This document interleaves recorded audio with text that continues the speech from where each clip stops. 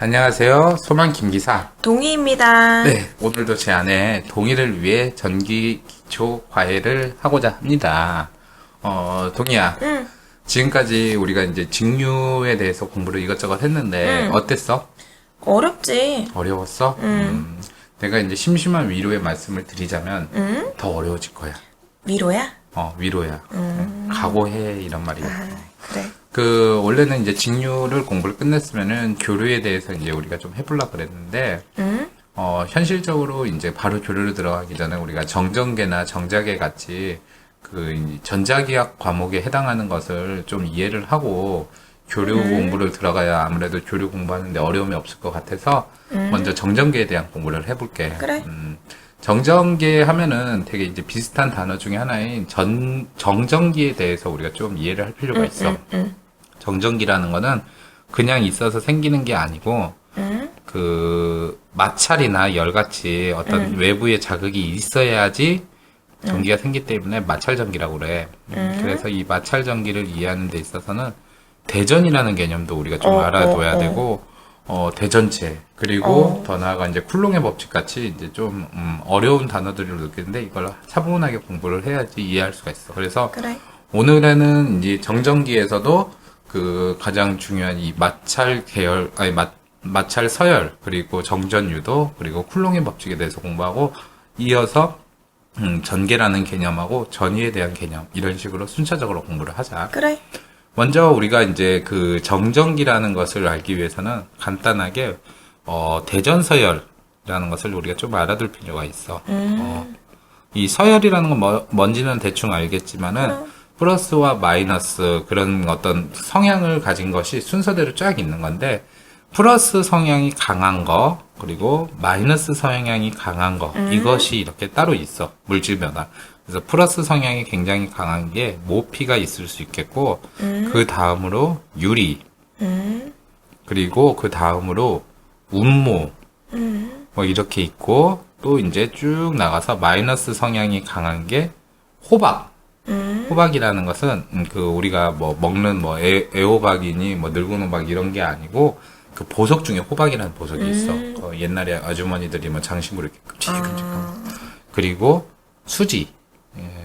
수지라는 것이 있고, 에보나이트, 이런 게 있는데, 뭐 간단하게 이런 물질에 대해서 설명을 하자면은, 이 수지 같은 경우에 이제 뭔가 이 석유화학과 이게 엮어갖고 만드는 거라서 합성 수지라는 단어를 들어본 적 있을 거예요. 들어본 적 있지. 그럴 때 그런 수지를 말하는 거고, 에보나이트 같은 경우에는 셀프 주유소 가면은 주유기에 좀 사람 손바닥 같이 생겨가지고 실제 사람 손바닥으로 문지르면은 그 정전기를 제거한다는 게 있어.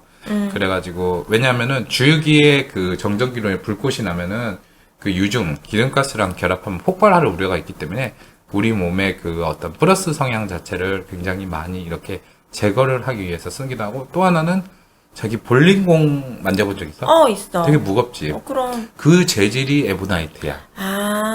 그렇구나. 그래서 이런 어떤 물질들이 있는데, 여기서 이제 이 플러스 성향과 마이너스 성향이 왜 중요하냐면은 이제 뒤에서 쿨롱의 법칙을 이해하는데 이런 성향 같은 것을 되게 중요해. 그리고 우리가 이제 정전 유도라는 것을 한번 알아볼게.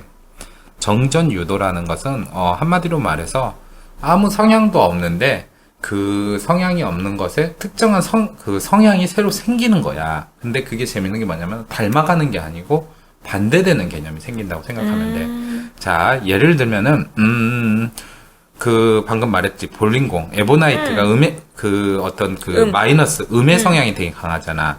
그래가지고 여기에다가 우리가 이제 에보라이트라는 것을 A라고 잡고 딱 세워놨어.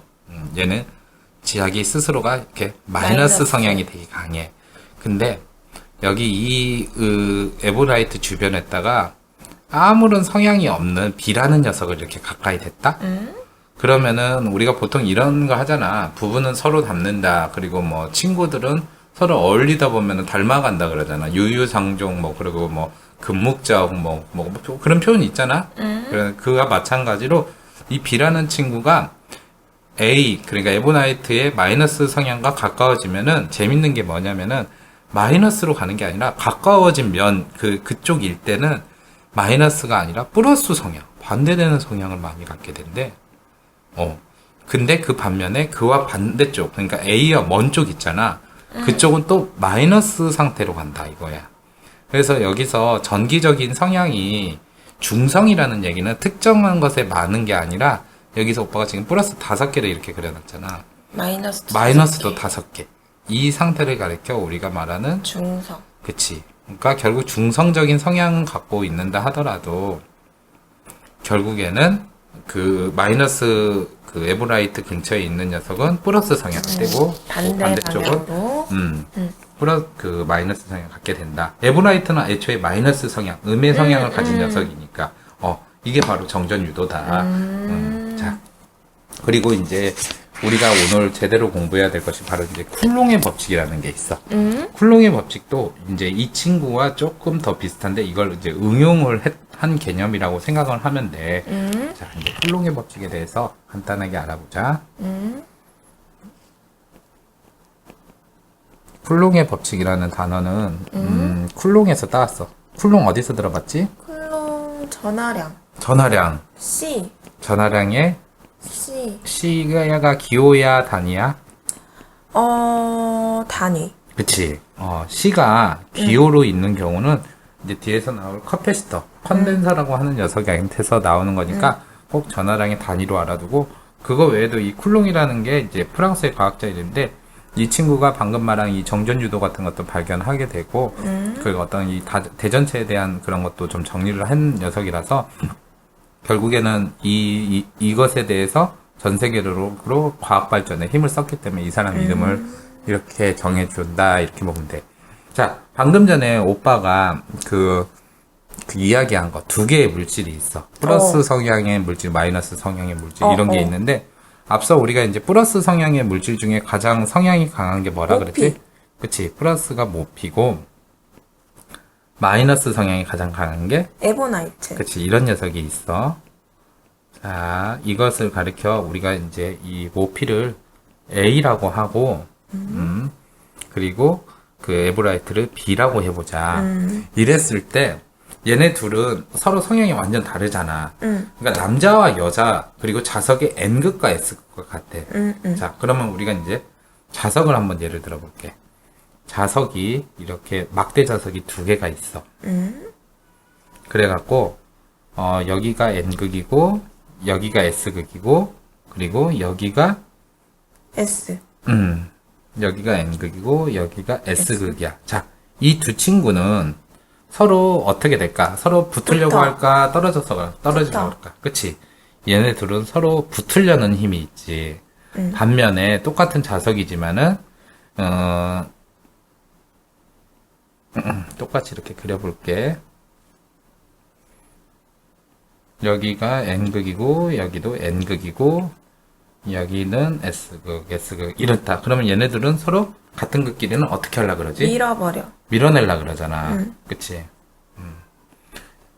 이렇게 밀어내려고 하는 성향 자체가 서로 어떤 반발하는 힘이 있지. 이걸 반발하는 힘이니까 보통 반발력이라고도 해. 그리고 이렇게 N극과 S극 같이 서로 붙으려고 하는 것을 흡인력이라 그래.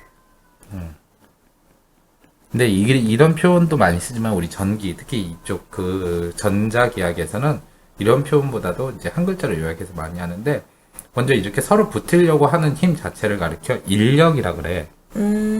인력이 작용한다. 붙으려고 하고 반면에 서로 떨어지려는 성질. 이걸 뭐라 그러나 뭐라고 하는 게 좋을까? 2글자로. 모르겠어. 서로 우리가 뭐 옛날에 그런 우리 국사교과서에서 배웠잖아. 뭐 외세 문물을 배척하고 뭐 할 때 척, 그리고 친하지 않은 친구랑 거리두기 할 때 척지고 지낸다. 그때 쓰는 척이라는 게 바로 서로 밀어내는 힘을 말해. 그래서 인력과 철력인데 이제 이런 어떤 힘의 성질은 알았어. 붙으려고 한다, 떨어진다 한다. 근데 이 힘의 크기를 우리가 알고 싶어. 이거를 우리가 바로 쿨롱의 법칙을 통해서 알게 된다. 이거야. 이게 되게 사소한 것 같지만은 앞으로 이제 우리가 전기를 이해하는 데 있어서는 되게 중요해. 그래가지고 쿨롱이 어떻게 정리를 했냐? F는 K 그리고 R의 제곱 Q 1, Q2 그리고 단위는 N을 쓰게 돼. 자, 이걸 이제 식을 간단하게 뜯어보자. 그래. F는 무엇일까? F는 모르겠네. F는 여기서 오빠가 힘을 얘기했잖아. 아, 그래서 폴스의 약자이고 힘에 대한 단위는 기본적으로 무조건 뉴턴이라는 단위를 쓰게 된다고 생각하면 돼. 그리고 이 여기에서 말하는 K라는 것은 쿨롱상수라 그래. 쿨롱상수 혹은 비례상수라고도 하는데 이거는 이제 왜 필요하냐? 그러면은 뒤에 가서 그 어떤 그 유전체의 성향에 따라서 이 쿨롱상수가 바뀌기 때문이야. 그리고 여기서 이제 아래 제곱을 사용하게 된다는 것이 무엇을 얘기를 하냐면은 이거는 이제 공간에 대한 개념으로 우리가 이제 생각을 하면 돼. 간단하게 차원에 대해서 설명을 하게 되면은 예를 들면은 여기서 여기까지 거리가 2다. 그렇게 되면은 그냥 이 자체의 거리는 2m라고 한다면은 가로가 2m고 세로가 2m인 면이 있어. 그러면은 면적이 되지. 그치 면적의 개념이 되면은 정사각형. 그치 2제곱미터 사. 아니 그러니까 2 곱하기 2m 곱하기 2m니까 4제곱미터. 네. 이렇게 이제 제곱의 개념으로 가. 이거 우리가 이제 이것에 대한 만약에 이제 정육면체가 있다 해서 부피를 구할 때는 2 곱하기 2 곱하기 2 해가지고 8세제곱미터 이런 식이 되는 거잖아. 그래서 여기서 R 제곱이라는 것은 어떤 공간에 대한 면적 개념으로 이렇게 보면 되는 거야. 이게 이제 뒤에 가서 전개와 전위에 대한 설명을 할 때도 중요한데 일단은 이게 그래서 여기서 나오는 R의 제곱이라는 것은 서로 거리에 대한 제곱이 되는 거야. 그래서 R은 거리다. 이걸 알고 Q1과 Q2라는 거는 이 두 가지 성질에 대한 그 전기량을 말해. 그래서 Q1이라는 것은 첫 번째 물질에 대한 전기량. 그리고 Q2는 두 번째 물질에 대한 전기량. 전하량이라고도 하지. 그 둘에 대한 값을 구하는 걸로써 결국에는 여기에 해당하는 힘의 크기를 구하고 이 힘을 가리켜 우리가 뭐 이제 흡인력이냐 발반력이냐 그러면 힘의 성질이고 이제 이걸 전자력이라고 한다 보면 돼. 결국 전자력에 대한 힘을 구할 수 있게 이런 공식을 쓰는 거고 이제 이 쿨롱의 법칙에서 이제 이 쿨롱 상수라는 걸 우리가 좀 간단하게 알아볼 필요가 있어. 그래. 여기에서 중요한 게 뭐냐면은 바로 유전율이라는 것이 있는데 유전율이라는 것은 간단하게 말하면은 엡실론이라는 그 그리스어를 사용해. 많이 본 것 같은데? 아닌가? 어디서 봤을까? 아, 그리스 문자에서 봤나 보다. 그래. 이 유전율이라는 게 좀 어려울 개념일 수도 있는데 그냥 간단하게 우리가 생각을 해보면은 전기가 잘 통하는 문체를 가리켜 우리가 도체라 그랬지. 그럼 전기가 잘 통하지 않는 그런 것, 예를 들면은 나무, 유리, 뭐 이런 물질을 가리켜 우리가 뭐라고 하지? 부도체. 아니면 부도체? 절연체. 그치. 절연체라는 표현을 많이 쓰잖아. 이 절연체에 전기가 이제 흐르지는 않지. 거기에다가 이제 강제로 우리가 전기를 주입을 시켜.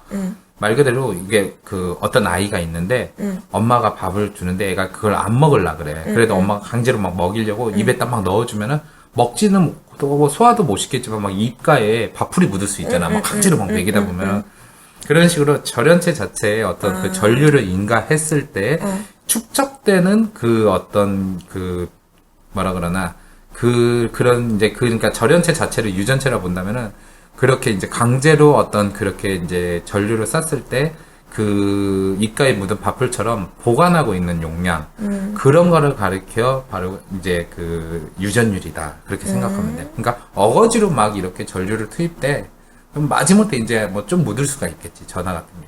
그래서 이 유전율을 엡실론이라 보고 또 하나 알아두는 거는 이 유전율도 두 개의 식이 이렇게 이제 보통 두 개의 식이 아니라 두 개의 유전율이 붙어 있는데 여기서 보면은 이 엡실론 제로라고 써 있는 것과 엡실론 S 이렇게 두 가지의 곱수로 되어 있어. 엡실론 제로는 진공 중의 유전율을 말. 진공 중의 유전율. 진공이라는 건 뭘 말하지? 아무것도 없는 거. 공기도 없고. 그래. 여기서 핵심은 공기도 없는 상태가 바로 진공인 거야. 그러니까 아무것도 없다라는 것은 좀 포괄적인 의미라서 빛이 없을 수 있는 것도 있지만 빛이 없다고 해서 그걸 진공이라 하지는 않아. 빛이 없다는 것은 암흑을 말하는 거지. 그러네. 실제로 공기가 없는 것이 바로 진공 상태인 거고. 그리고 여기에서 이제 엡실론 S 이걸 이제 또 다른 표현으로는 책마다 다르지만 엡실론 R이라고 해요. 오빠 책에서는 엡실론 R이라고 표기를 했는데 요걸 가리켜 이제 비유전이라 이렇게 생각하면 돼. 결국에는 이제 여기서 또 중요한 게 뭐냐면은 우리가 이제 이것을 테스트할 때 보통 테스트가 아니라 이런 실험 같은 것을 할 때 공기 중인 상황에서 많이 해요. 왜냐? 우리가 숨 쉬고 있는 공기 자체가 흔하디 흔한 거잖아. 그렇기 때문에 보통 이 공기 중인 상태에서 많이 유전율을 따지다 보는데 그러다 보니까 이 K 그 쿨롱 상수 자체가 어떻게 변하냐면은 보통 9 곱하기 10의 구승으로 많이 따지게 돼. 이거는 우리가 좀 외워두는 게 좋아. 이게 이제 우리가 보통 이제 실험하는 환경인 공기 중인 상태에서 그리고 이것에 대해서 이제 뜯어다 보면은 좀 많이 복잡한 수치가 나오기는 하는데 일단 그거는 다음에 우리가 좀 더 좀 자세히 얘기를 해보고 그리고 여기서 말하는 이 비유전열이라는 것은 공기도 공기지만은 그 다른 뭐 유리 혹은 뭐 목재, 고무 뭐 여러 가지 그거마다 모두 각기 값이 다르다. 그렇게 생각하면 돼. 그렇기 때문에 쿨롱의 법칙을 이제 마지막으로 다시 한번 정리를 해서 보면은 F는 앞서 말한 공식대로 그 K를 쓰는 경우도 있지만은 보통 9 곱하기 10의 구승 그리고 R의 제곱에 Q1, Q1과 Q2의 곱수로 되어 있고 이렇게 쓸 수도 있고 또 다른 표현으로는 4파이 엡실론 그리고 R 제곱분의 Q1, Q2다.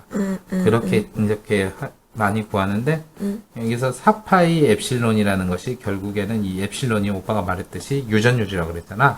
유전율을 여기 4파이에다 곱하게 되면은 결국 이런 형식의 9 곱하기 10의 구승이 나온다. 이거는 말 그대로 우리가 흔히 말하는 공기 중인 상황에서 이렇게 계산을 하는 거다. 이렇게 이해하면 되겠어. 그래서 기능사에서 쿨롱의 법칙 같은 경우 이제 많이 묻는 문제가 이 공식이 제대로 이제 쓰여져 있는지 그리고 이 단위 뉴턴이라는 거 우리가 좀 알아둘 필요가 있고 뭐 이 정도를 알고 나면은 여기서 조금씩 응용해서 나오니까 그래. 쿨롱의 법칙은 결국 두 개의 어떤 그 대전체 물질의 전자력을 이렇게 구하는 문제다. 이렇게 생각하면 되겠어. 자, 오늘 어떻게 공부한 거 좀 이해는 가겠어? 괜찮아. 외워야겠다, 또 공식은. 이 식은 그리고 또 되게 중요한 게 뒤에 나가면 전개 전이 더 나아가서 이제 커패시터 같은 거 얘기할 때도 계속 연달아서 나오기 때문에 확실하게 이해를 하면 좋겠어. 그래, 자, 그럼 우리 다음 강의를 위해서 화이팅 한번 외쳐볼까? 그래. 하나, 둘, 셋. 화이팅!